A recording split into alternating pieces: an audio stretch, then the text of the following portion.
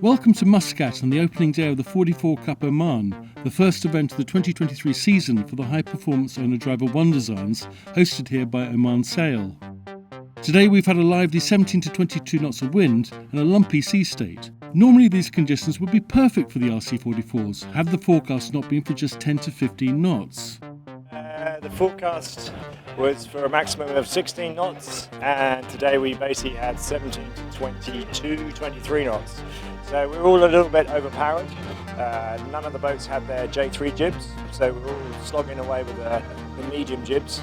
But no, it's great racing. Quite choppy, really pretty lumpy, big waves for downwind, a few shifts, but yeah, it was quite a season opener.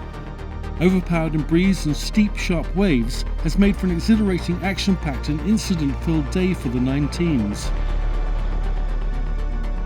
Racing got away on time at midday, despite conditions being livelier than anticipated. In the first race, Team Nika started to weather the group heading left and made the best of the first upwind to lead onto the run. Here, Charisma jibed early and looked threatening, but it was Team Searef which managed to nose ahead, helped when Team Nika suffered a severe broach. Searef played the shifts well up the next beat and hung on down the run to secure the first bullet of the season ahead of Nico Poons's Charisma and Torben Tornqvist's Artemis Racing. After a delay permitting teams to lick their wounds, Race 2 saw Team Aqua taking the far left on the opening beat. Coming into the top mark, Hugel Peak's Aleph Racing was leading, but failed to lay the mark, handing first place to Charisma. Narrow, stable and with trim tabs, RC44s go well upwind, but downwind are rocket ships, easily able to plane.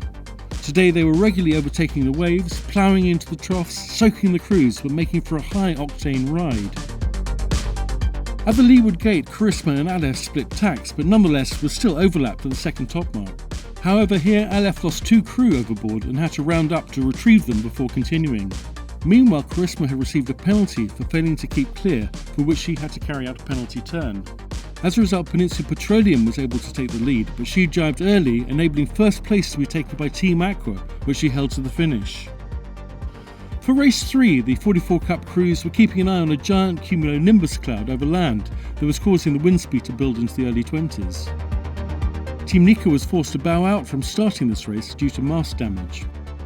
After a start when Artemis Racing was called over early, it was Searef that claimed the left, putting them into the lead at the top mark.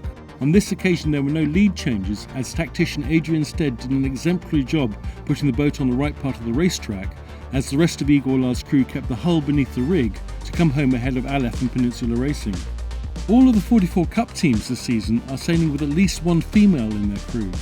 On board Searef, for example, is Slovenian Olympic 470 sailor Tina Marak. Today was pure fun, also downwind surfing on the waves, and yes, it was also really hard on upwind with these short choppy waves, and yeah, I really enjoyed the sailing today.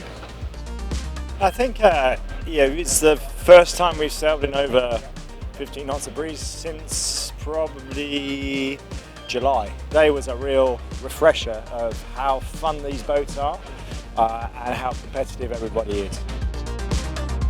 With 2 bullets on day 1, Searef leads, but a deep score in race 2 leaves her on 8 points, just 2 clear of the triple-type Peninsula Racing, Charisma and Aleph Racing, all on 10.